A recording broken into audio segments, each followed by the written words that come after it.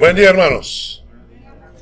El día de hoy necesitan tener su Biblia abierta porque vamos a estudiar el Salmo 73, la segunda parte. La semana pasada empezamos con la primera parte del Salmo 73, pero hoy va a ser necesario tener la Biblia abierta porque el estudio del Salmo 73 es increíblemente didáctico. Entonces van a ver ustedes cómo el autor del Salmo 73 tiene una lógica impresionante. La semana pasada dijimos que el Salmo 73 trata de un tema. El versículo 2. Salmo 73, versículo 2 dice: en cuanto a mí, casi se deslizaron mis pies, por poco resbalaron mis pasos, porque tuve envidia de los arrogantes, viendo la prosperidad de los impíos.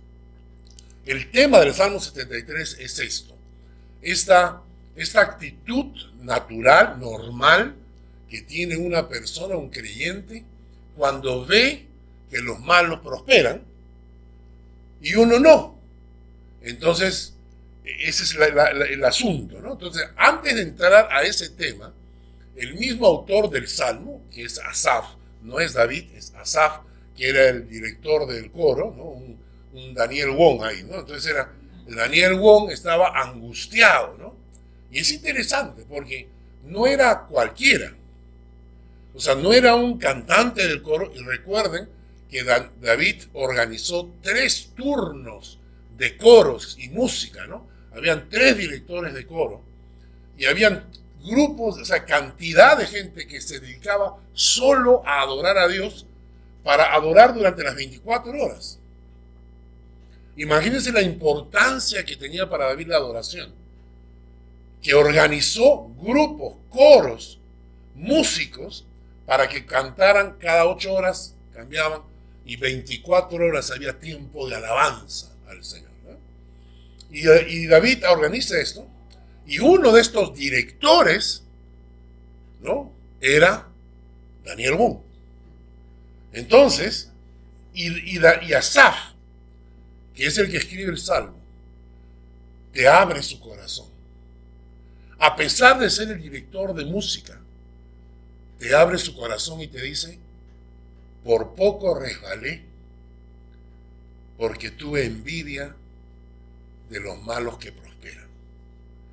Y eso nos habla a nosotros acerca del peligro que puede tener nuestra fe, no importando quién seamos. No importando quién seamos, todos, desde el director del coro, desde el mismo David, que era el rey, hasta la persona más simple, pasamos por épocas difíciles, épocas en que cuestionamos nuestra fe, épocas en que nos preguntamos: ¿vale la pena seguir al Señor? Antes de entrar a eso, les expliqué cómo Asaf, la semana pasada, cómo Asaf le explica, o sea, nos da unas pautas iniciales, un poco como poner el parche, ¿no? Poner el parche antes que salga el chupo, ¿no? Es decir, Asaf empieza el Salmo y te dice, ¿no?, yo voy a hablar acerca de esa etapa de mi vida en que dudé de mi fe, pero antes de eso, quiero que sepas, y el versículo 1 nos dice, quiero que sepan que ciertamente es bueno Dios. O sea, ¿me entienden? O sea, voy a hablarles acerca de esa frustración que tuve, pero antes de eso, quiero decirles que recuerden que Dios es bueno. Dios nunca deja de ser bueno con nosotros. Dios es bueno, ciertamente Dios es bueno para con Israel. Y dijimos que nosotros somos el Israel espiritual. O sea, Dios es bueno para con su pueblo y Dios es bueno para los limpios de corazón. Entonces así empieza el Salmo. Y ahora sí entramos a la cuestión.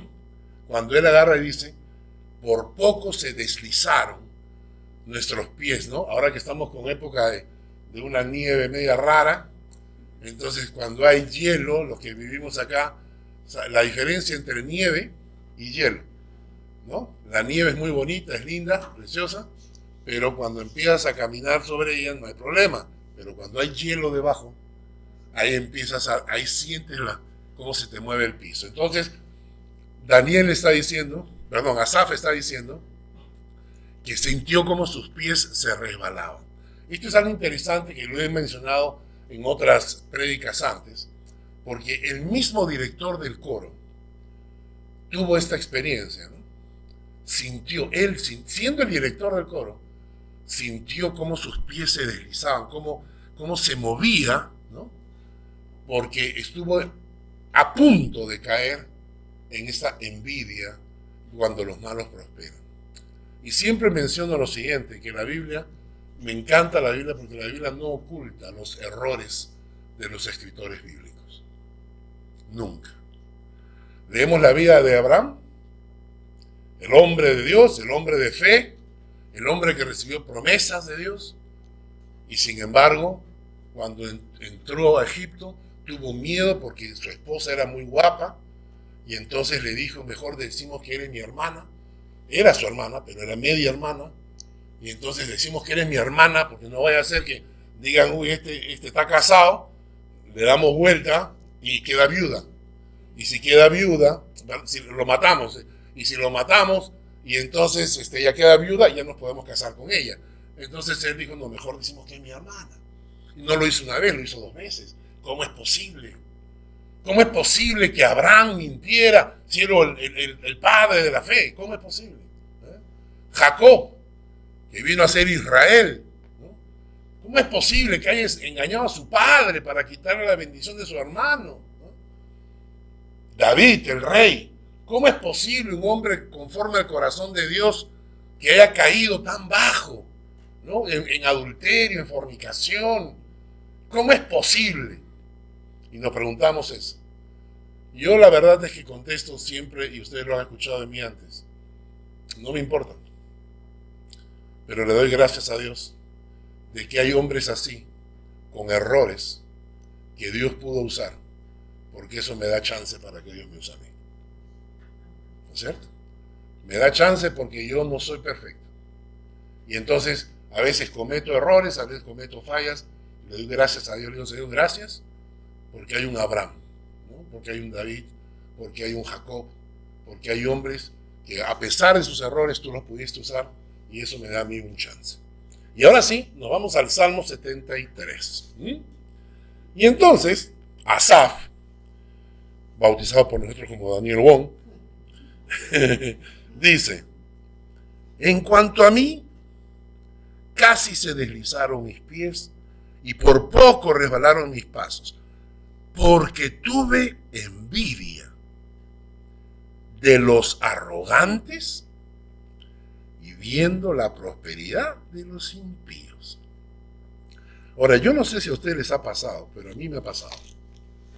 A mí me ha pasado que yo conozco gente y yo le digo al Señor, Señor, esta gente prospera. Si tú me das la opción, yo te lo mando. Ahorita. Esa gente no merece, ¿no es cierto? Esa gente no merece. Mira las decisiones que toman, mira las cosas que hacen y así les va bien, ¿no? Entonces, si tú me dieras la opción, el marido que abandona a su familia y le va bien. Y tú te preguntas, Señor, ¿por qué? ¿No? ¿No es cierto? Lo que corresponde, Señor, uno se pone a orar y dice, Señor, lo que corresponde, a ese hombre lo que corresponde, ¿no? Mándale un cáncer, algo. Pero no, tú ves que le va bien, que prospera.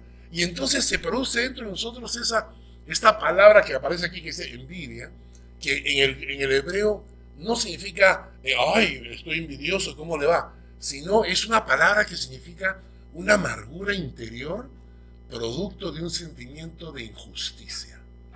O sea, sientes que es injusto lo que está ocurriendo. Luego, Asaf nos dice, porque no tienen congojas por su muerte, pues su vigor está entero. La versión popular de la Biblia dice, miren, porque no tienen congojas por la muerte, o sea, no tienen miedo a la muerte, pues su vigor está entero. En otras palabras están tan llenos de salud que no se preocupan de la muerte. O sea, la muerte no es un tema porque ellos están sanos. Versículo 5. No pasan trabajos como los otros mortales. Increíble, ¿no? No pasan trabajos como los otros mortales, ni son azotados como los demás hombres. En el versículo 6. Por tanto, la soberbia los corona. Se cubren de vestido de violencia. Versículo 7. Los ojos se les saltan de gordura. En la versión popular dice, están tan gordos que hasta los ojos se les salen. ¿No? O sea, ¿no? Dicen, logran con creces los antojos del corazón. Logran con creces los antojos del corazón. Se mofan, se burlan, hablan con maldad de hacer violencia, hablan con altanería, ponen su boca contra el cielo y su lengua pasea la tierra. Ponen su boca contra el cielo. Todo lo he conseguido yo. A mí Dios no me ha dado nada. Son insolentes con Dios, ¿no? Ponen su boca contra el cielo. A mí Dios no me ha dado nada. Yo lo he conseguido con mi esfuerzo, ¿no? Y dice, versículo 10, por eso Dios hará volver a su pueblo aquí, y aguas en abundancia serán extraídas para ellos. Y dicen, ¿cómo sabe Dios? Hay conocimiento en el Altísimo. En versión popular dice, piensan que el Dios Altísimo no sabe nada. Saben, no se preocupan de nada porque tienen suficiente. Entonces, Asaf está en esa situación, ve a la gente así y ¿cómo reacciona? Ese sentimiento de amargura, producto de una injusticia, ¿no?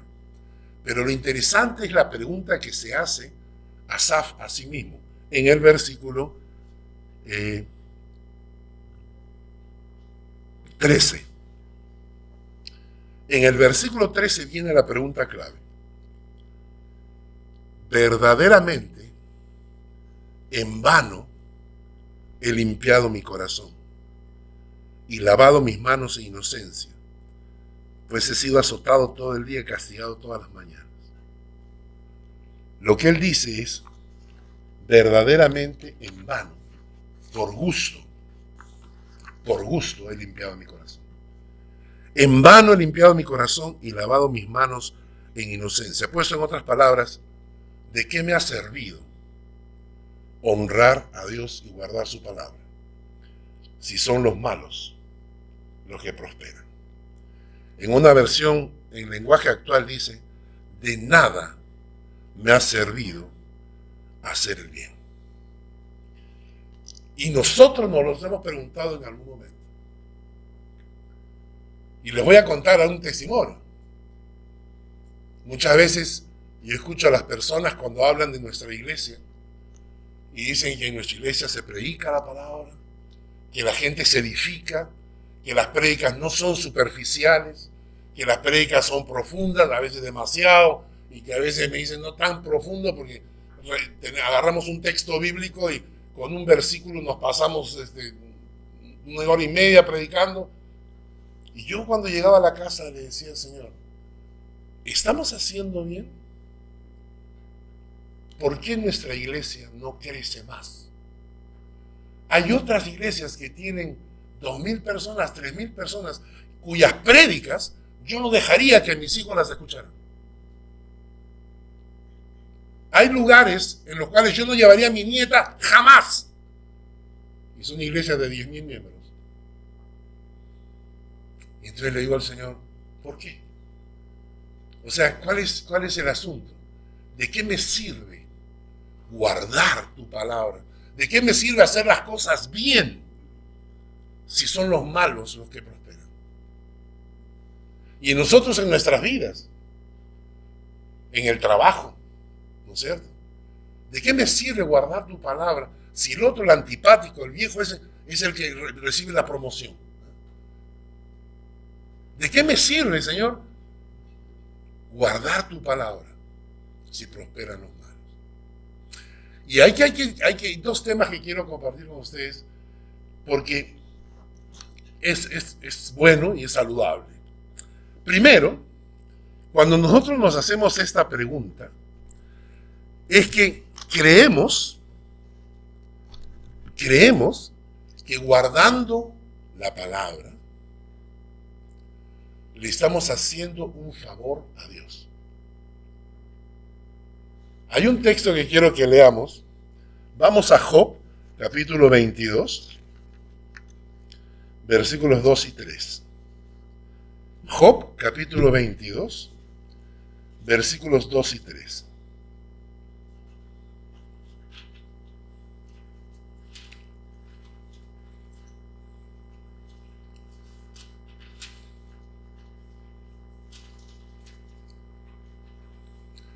Job 22, versículos 2 y 3 dice: ¿traerá el hombre provecho a Dios?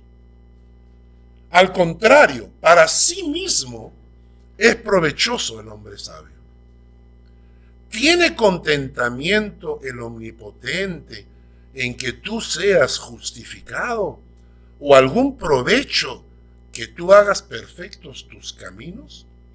En la versión popular dice: tú podrás ser muy sabio, pero eso no le sirve a Dios de nada.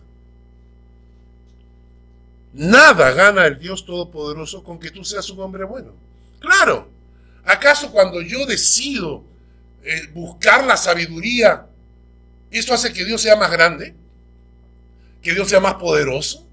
¿Que Dios sea más feliz? ¿No? Cuando yo guardo la palabra, cuando yo dejo de mentir, dejo de robar, ¿afecta eso de alguna manera la grandeza de Dios? ¿Lo hace a Dios más grande o más chico? Dios sigue siendo igual. O sea, ¿quién es el que se beneficia de guardar la palabra? ¿Por qué Dios nos ha dado instrucciones? Nos ha dado un manual para que obedezcamos el manual. No es para que Él sea más grande, es para que a ti te vaya bien. Guarda la palabra para que te vaya bien a ti y a tus hijos y a los hijos de tus hijos. Guardar la palabra no es una condición que Dios necesita para sobrevivir en el universo. ¿Y por qué les digo esto? Porque cuando decimos, ¿de qué me sirve guardar la palabra? Es como que tú vas donde el médico y le dices: oye, ¿de qué me sirven las medicinas que me has dado? Si sigo enfermo, si la cosa no mejora. Y el doctor te dice: ¿por qué tienes que tomarla? Porque te estás muriendo, pues. Y porque eso te va a prolongar la vida. Ah, pero no, trátame bien, ¿ah? Le dices al doctor. Trátame bien, porque ahorita me voy y dejo de tomar la medicina. Te aviso, ¿ah? Y claro, el médico dice: ay, mira cómo tiemblo. Porque así es o no es lo que hacemos con Dios. ¿De qué me sirve guardar tu palabra? ¿No? Y entonces lo miramos a Dios y le decimos: pórtate bien, ¿ah? Diosito, mira, pórtate bien, ¿ah? O me contestas, o me voy ahorita y me emborracho, ¿ah? Lo amenazamos a Dios con pecar, ¿no? Ahorita, y ahí vas a ver, ¿no? Y Dios te mira como una pequeña pelusa en el universo. ¿Y qué te dice? Pobre necio, pobre tonto. Sí, igual te amo. Eres burro, pero igual te amo. Pero, ¿notan ustedes? Entonces, el concepto cuando decimos: ¿de qué me sirve guardar la palabra? Es como decir, guardar la palabra, yo le estoy haciendo un favor a Dios. Así que me trate bien, porque ahorita me voy. En el mismo Job hay otro pasaje, capítulo 35, versículos 6 al 8. Capítulo 35, versículos 6 al 8. Job, el libro de Job, capítulo 35, versículos 6 al 8. Dice: si pecares, ¿qué habrás logrado contra él? Está hablando de Dios. Si tus rebeliones se multiplicaren, ¿qué le harás tú? Si fuere justo, ¿qué le darás a él? ¿O qué recibirá de tu mano? Al hombre como tú, dañará su impiedad. Al Hijo del Hombre aprovechará tu justicia. O sea, tu bondad, tu justicia, eso no le da a Dios nada. No hace que Dios sea mejor. Al único que beneficia guardar la palabra es a ti. Y noten esto, porque las leyes de Dios no fueron escritas, o sea, fueron escritas para el pueblo de Dios. Pero el que no es pueblo de Dios y las guarda, se beneficia igual. ¿Entienden?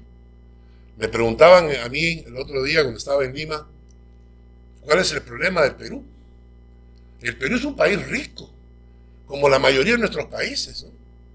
Yo veo, por ejemplo, los videos de México, ¿no? Hay unas comidas impresionantes. Tengo que ir a México de todas maneras, ¿no es cierto? La cultura es riquísima, la cultura. Estados Unidos tiene una cultura de 200 años, ¿no? Cuando llegaron los inmigrantes, ¿no? Los ingleses, los franceses llegaron y le quitaron su tienda a los indios, sus casas, su terreno. Y a partir de ahí empieza. Cuando ustedes ven Estados Unidos, los Cowboys, tiene 200 años. Vamos a nuestros países, tenemos miles de años de historia, ¿no? Impresionante, ¿no es cierto? Yo me pongo a pensar, por ejemplo, cuando veo videos de Colombia, ¿no? Hay un video precioso de los colores de Colombia, los ríos, yo tengo que ir para Colombia de todas maneras, a conocer y a comer la comida en Colombia también. Pero, ¿por qué nuestros países están como están? No es por somos ricos en términos de material, minerales, en el mar, o sea, tenemos de todo. ¿Por qué seguimos como estamos? Es por esa cultura en la cual estamos metidos, que exalta la mentira, exalta el robo, exalta el engaño, el vivo, el sapo, el que sabe robar mejor, al que no lo encuentran, ese es todo un wow, ¿no? Porque entonces entendemos que cuando Dios escribió la palabra y nos dio principios, cuando el país, aunque no sean creyentes, lo aplican, la cultura mejora. Entonces cuando decimos, ¿para qué guardo la palabra? ¿Por qué Dios me ha dado esto? ¿Por qué lo que está escrito es para que te vaya bien a ti y a tus hijos y a los hijos de tus hijos? En segundo lugar, bueno, hay que entender eso, el pecado nunca es bueno. El pecado nunca es bueno. El pecado siempre destruye. Y no solamente eso, sino que el pecado corrompe. El pecado... hay un concepto también que cuando hablamos de pecado, no solamente estamos hablando de fornicar, adulterar, mentir, robar. El gran pecado que hay en la Biblia es cuando le das la espalda a Dios y decides vivir independiente de Él. ¿Qué ese fue el pecado de Adán y Eva? Decidieron hacerse igual a Dios para saber lo del bien y del mal y decidir ellos qué era bueno y qué era malo. Ese es el pecado de Adán y Eva. Ellos decidieron, yo quiero comer del árbol, del fruto de la ciencia del bien y del mal, porque voy a saber lo que es bueno y lo que es malo. Yo voy a tomar la decisión. ¿Qué es bueno y qué es malo? Ese es el pecado en el mundo. Cuando el mundo quiere decir, no, lo que dice Dios no me interesa. Lo que yo digo que es bueno, eso es bueno. Y lo que yo digo que es malo. Y entonces, ahí, ese concepto es alejarme del Señor. ¿Ok? Entonces, cuando digo yo, ¿por qué voy a guardar la palabra? Es porque pienso que guardando la palabra le estoy haciendo un favor a Dios. Y el segundo concepto es cuando pienso, y este es un tema que quería compartir con ustedes hace mucho tiempo, cuando pienso que las bendiciones son una obligación de Dios. Las bendiciones son una obligación de Dios. Y quiero ilustrarles lo siguiente, ¿no? ¿Bendice Dios a sus hijos? Claro que sí. Hay promesas de bendición en toda la Biblia. Y Dios ha escrito esas promesas porque quiere que sepa cuánto ama a Él a sus hijos. Pero la bendición de Dios viene en el tiempo de Dios, no en mi tiempo. Pero no olvidemos que la bendición de Dios es por su amor y no por obligación. Si yo compro un televisor Samsung y me viene un manual para poder usarlo bien, y yo cumplo con el manual, tengo derecho a ir a Samsung y decirle, oye, he agarrado el manual que tú mandaste, lo estudié mucho y estoy usando el televisor a más no poder. Dame un premio. ¿Qué te va a decir Samsung? El premio es que tienes el televisor funcionando. Ese es tu premio, ¿no es cierto? Yo no tengo que premiarte por obedecer el manual que te he dado. La palabra de Dios es el manual de Dios para mi vida. Obedecer la palabra no necesita un premio. Y nosotros pensamos que sí.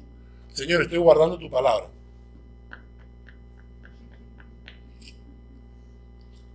Y mi bendición. Y Dios te dice, guardar la palabra es tu bendición. Y quiero que lo entendamos porque cuando leemos, por ejemplo, un pasaje muy conocido como el de Efesios, capítulo 2, versículos 1 al 5. Efesios 2, del 1 al 5.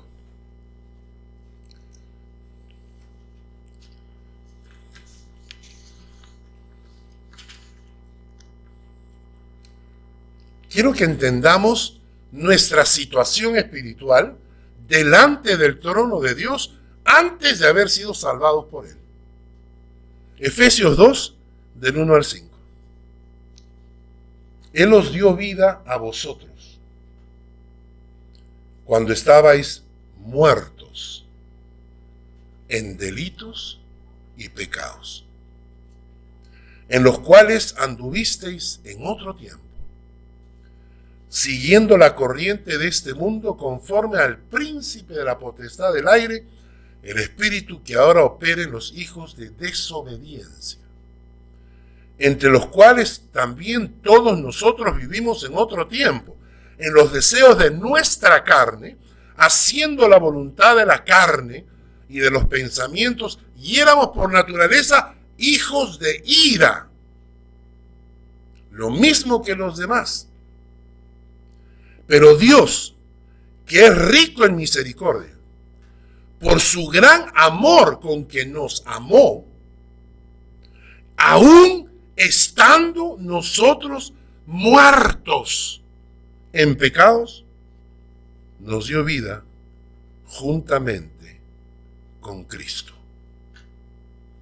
Yo quiero que entendamos esto, porque mi situación delante de Dios, antes de conocer al Señor, para Dios yo era un cadáver en camino a condenación, hijo de ira.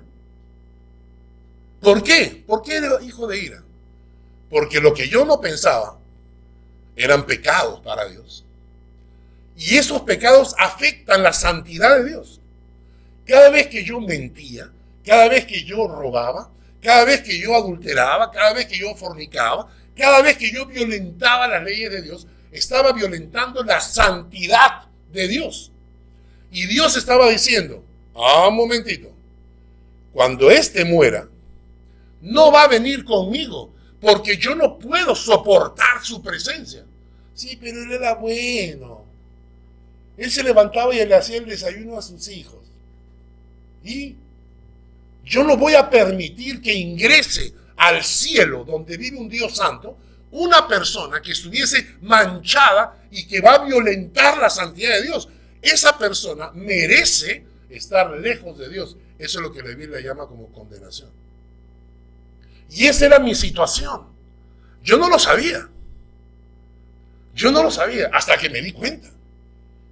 Me predicaron el evangelio y me dijeron, estás rompiendo los principios de Dios y por lo tanto estás atacando a Dios. Yo dije, ¿y ahora qué hago? Porque lo que te espera es vivir tu eternidad alejado de Dios. ¿Pero qué hago? Para eso vino Cristo y murió por ti en la cruz, cargando tus pecados y pagó por ellos. Y si tú te acercas a Cristo, entonces recibe de Cristo el perdón de tus pecados y borra todo tu historial. Yo dije, quiero. Cuando Cristo vino, entró a mi corazón, no solo me perdonó, me liberó de esa esclavitud al pecado, me limpió todo el historial. Y entonces me llevó delante de Dios y le dijo a su padre, Señor, te presento a Carlitos Jarmeyer, míralo. Y Dios me vio y dijo, wow, o este muchacho no ha pecado nunca. Este hombre está absolutamente limpio. A Carlitos Jarmeyer lo voy a dejar entrar al cielo. A Carlitos Jarmeyer le voy a dar vida eterna. Y yo le decía a Jesús, Dios no sabe mi pasado. Y Jesús me decía, cállate la boca, yo pagué por ti. Y por Cristo puedo tener acceso a la vida eterna. Y cuando me muera, iré a su presencia. No por lo que yo he hecho, no porque yo sea tan bueno, sino porque Cristo me limpió, me perdonó. Pregunto, ¿no es eso motivo suficiente para darle gracias a Dios? ¿Sí o no? El solo hecho de haber sido salvado. Si Dios en toda mi vida no me bendijera ni una sola vez, yo igual tendría que estar agradecido a Él por haberme salvado y haberme dado vida eterna. ¿Es verdad o no es verdad? Imagínense, hay un millonario que decide salir a la calle y recoger a todos los homeless, ¿no? Que no tienen techo. Acá en Suiza no tenemos eso, pero imagínense, ¿no? Entonces llega, y hay varios ahí que no tienen techo, están viviendo en la calle, sucios, cochinos, no tienen dónde bañarse. Entonces se acerca donde los recoge y se los lleva. Y los lleva a su hotel. Y le da a cada uno su habitación. Y le dice, ahora tienes techo donde vivir. Y el hotel tiene restaurante, tienes donde comer. Y tu habitación tiene ducha para que te puedas bañar. ¿Qué te parece? Y entonces decimos, sí, gracias, ¿no es cierto? ¿Sí? Claro, a los 2 días aparece este homeless y le dice al dueño, oye, esto me parece muy bonito, ¿ah? El cuarto me parece genial, la ducha, la comida, pero el televisor, muy mala calidad. Y yo quisiera que me cambies el televisor, ¿no? Y ¿sabes qué? Además mi cuarto no está alfombrado. Alfombra me lo puedes, ¿no? Pero me lo alfombras, ¿ah? Porque si no me lo alfombras, me voy a pecar, ¿ah? Me voy a la calle, a vivir como homeless, ¿eh? Te aviso, ¿ah? Te amenazo. Eso es lo que hacemos con Dios. Señor, necesito un auto, te estoy pidiendo un auto hace tiempo y no me lo das. ¿Ah? Si no contestas a mi oración, Señor, cuidadito, porque me puedes perder como hijo, te digo, ¿eh? Cuando deberíamos decirle, Señor, solo por tu salvación ya tengo que estar agradecido. Y ¿saben qué? Esto cambia mi actitud a la hora de orar. Cuando entiendo que guardar la palabra no le estoy haciendo ningún favor a Dios, me lo estoy haciendo a mí. Cuando entiendo que Dios no tendría por qué bendecirme, que con lo que ya me dio en salvación y vida eterna es más que suficiente. La próxima vez que voy a orar, me acerco a Él y con mucho amor le digo, gracias Señor por todo lo que me has dado. Me encantaría si me pudieras dar esto.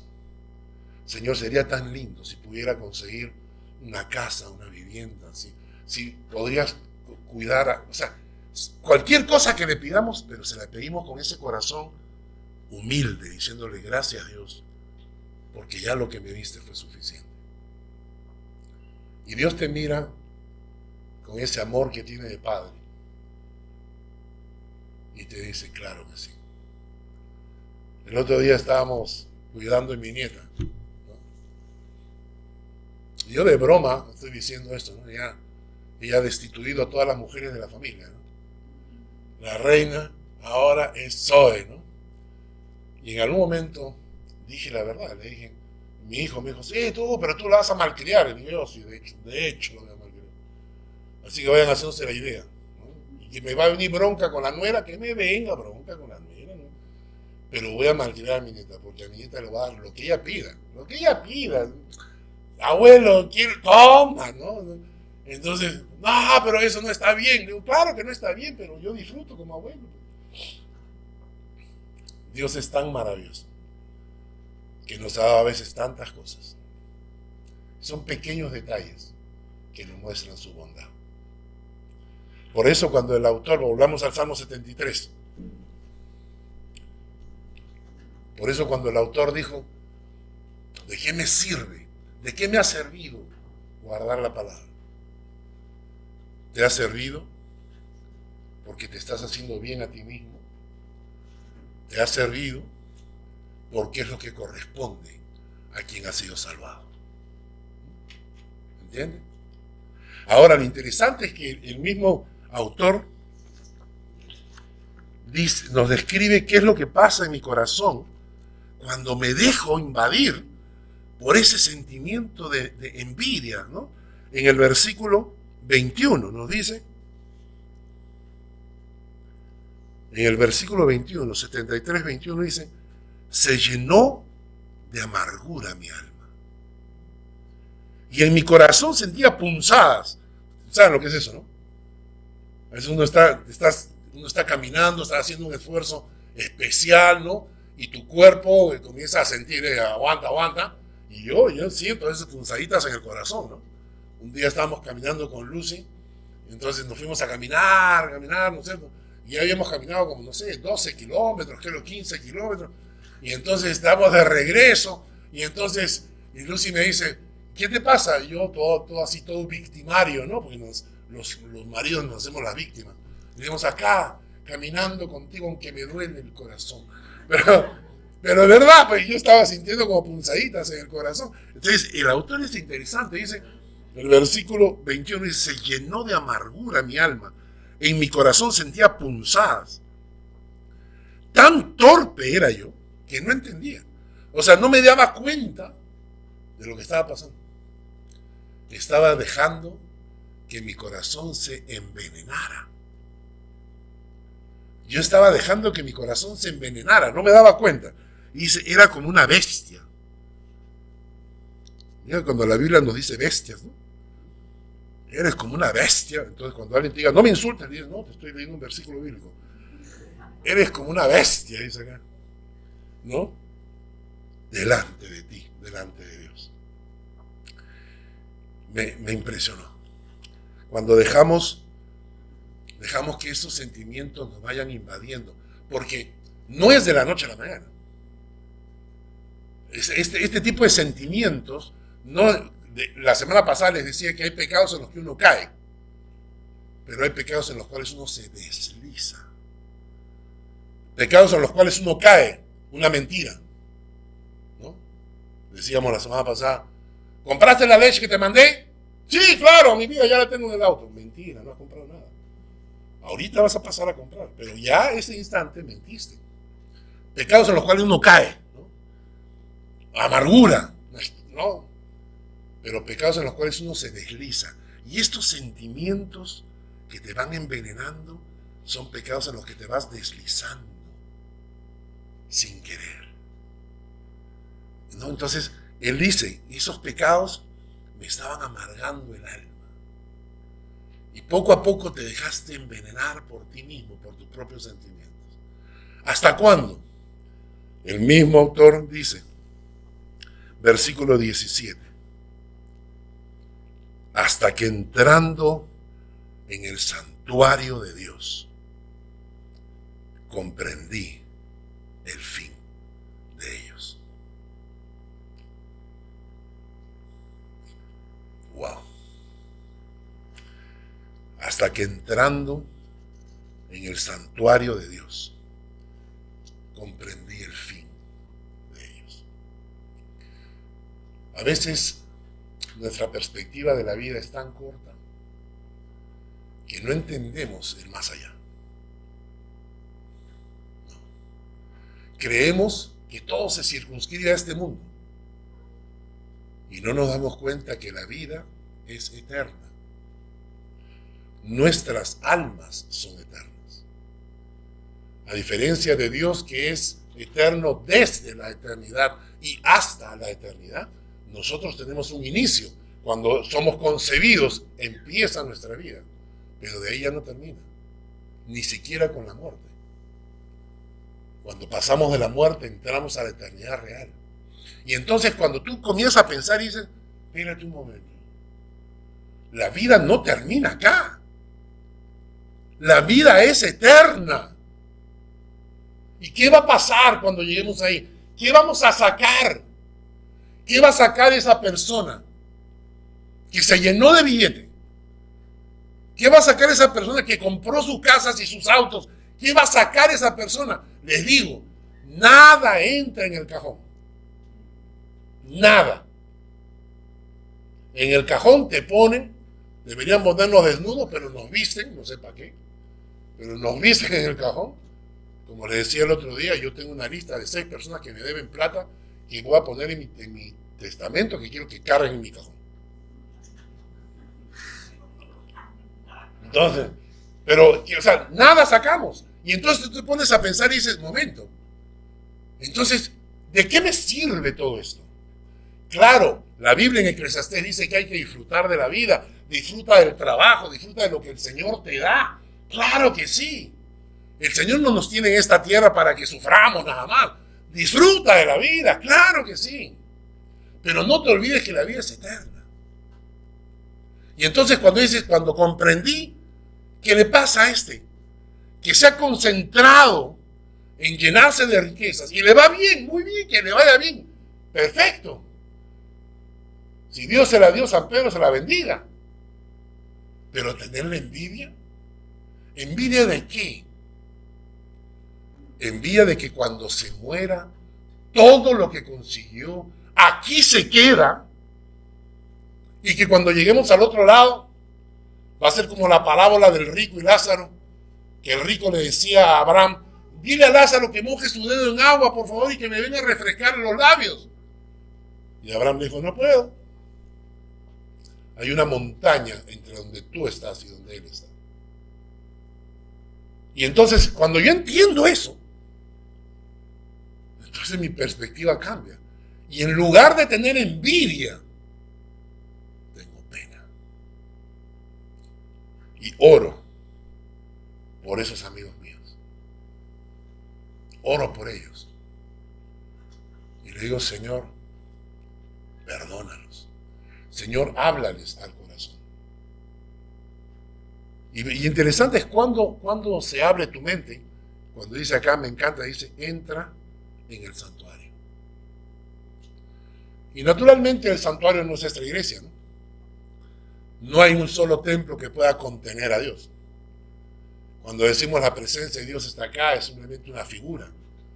Pero este lugar no es la presencia de Dios.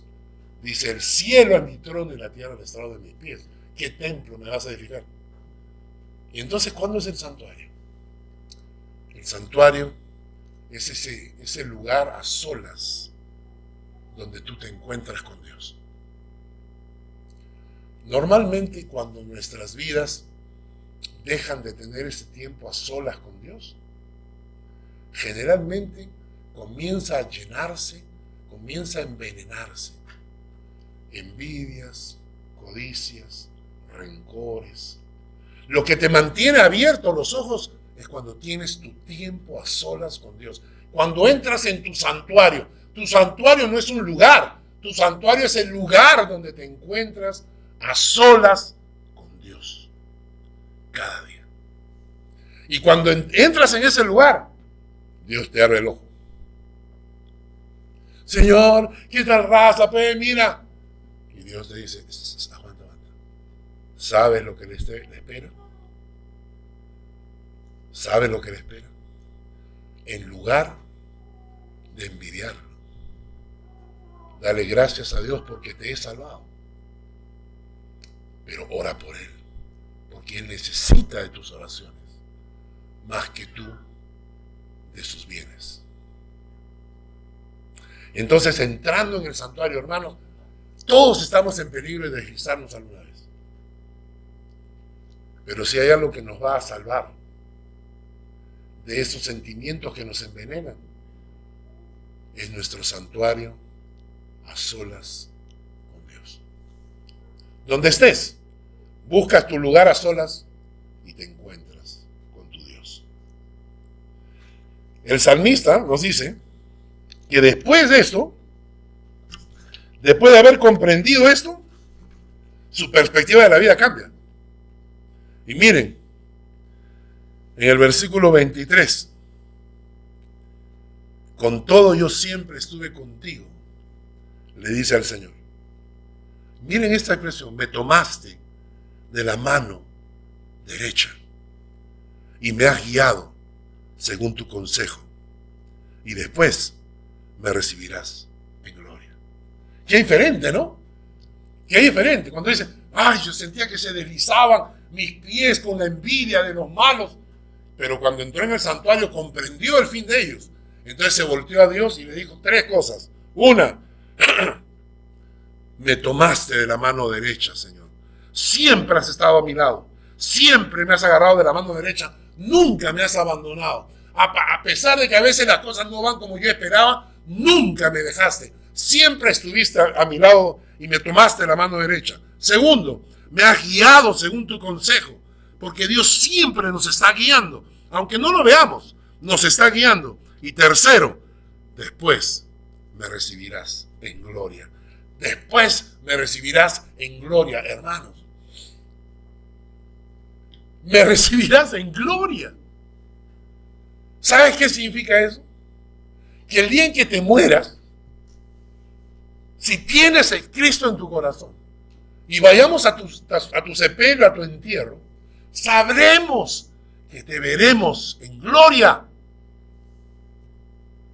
El Señor me recibirá en gloria. No por lo que yo hice, sino porque Cristo me perdonó, me limpió y el Señor y abrió el camino para que yo llegara a la gloria del Padre. Entonces, cuando tú dices así, después que has dicho, mira, me tomaste la mano derecha, me has guiado según tu consejo, después me recibirás en gloria, entonces el versículo 25 es la corona. Entonces, ¿a quién tengo yo en los cielos? Sino a ti. Y fuera de ti, nada deseo en la tierra. ¿Comprendí? ¿A quién tengo yo en los cielos, Señor? Y yo he hecho un tonto, una bestia, como dice acá. Yo he hecho una bestia, envidiando al impío, envidiando al malo, envidiando a... Cuando tú me vas a recibir en gloria, ¿a quién tengo yo en los cielos, Señor? Si no es a ti. Y fuera de ti, no necesito a nada ni nadie. Y este es el concepto de un hijo de Dios en comunión con el Padre. No necesito de nada ni de nadie. Me encanta mi vida, me encantan mis hijos, pero no lo necesito para que mi alma esté llena. Me encanta mi esposa, me encanta mi marido, pero no necesito ni marido ni esposa cuando el Señor llena tu corazón. ¿A quién tengo yo en los cielos? Sino a ti. Y fuera de ti no deseo nada en esta tierra. Y mi corazón, versículo 26, mi carne y mi corazón desfallecen, pero la roca de mi corazón y mi porción es Dios para siempre. Entonces, cuando has procesado toda esta información del día de hoy, cuando dices, qué burro, qué bestia, ¿cómo pude deslizarme, ¿no?, en esa envidia de los malos? Comprendí el fin de ellos. Me di cuenta que tú has estado a mi lado, a mi mano derecha todo el tiempo, me has agarrado, me has guiado por tu consejo, me recibirás en gloria. Entonces, en lugar de dejarme envenenar el corazón, ¿saben lo que voy a hacer? El versículo 28. Pero en cuanto a mí, el acercarme a Dios es el bien. He puesto en Jehová el Señor mi esperanza para contar todas sus obras. He puesto en Jehová el Señor mi esperanza para contar todas sus obras. Hoy me levanté 5 de la mañana, me fui a orar. Estaba orando por muchos de ustedes. Le decía al Señor: Señor, contéstales sus oraciones, que ellos vean que eres un Dios real, que estás ahí, que tú sigues siendo bueno. Muéstrales, Señor, tu poder, tu presencia. Oraba a Dios y le decía: Señor, te pido por estos amigos míos en Lima que están pasando necesidad financiera fuerte.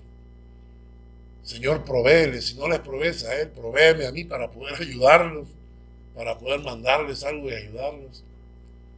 Y después de todo le dije: Señor, todas estas peticiones yo las pongo delante de tu trono, pero sobre todo quiero decirte que mi esperanza está en ti y nada material, que el plan que tú tienes es el plan que yo necesito. Y perdóname cada vez que soy bestia, perdóname cada vez que me confundo, que me equivoco, perdóname cada vez que veo al malo que prospera y me da como esa amargura como si fuera una injusticia. Perdóname, porque ¿a quién tengo yo en los cielos? Si no es a ti. Y fuera de ti, Señor, no deseo nada en esta tierra. Gracias, Dios, por esta mañana y por tu palabra. Gracias por la enseñanza. Aplícala a nuestro corazón. Permite que sea escuchada por las personas que necesitan escucharlas. Gracias por este salmo, Salmo 73, que llevaremos en el corazón toda la vida. En el nombre de Jesús. Amén y amén. Amén. Vamos a preparar. El Señor te bendiga y te guarde. El Señor haga resplandecer su rostro sobre ti y tenga de ti misericordia. El Señor alce sobre ti su rostro y ponga en ti paz.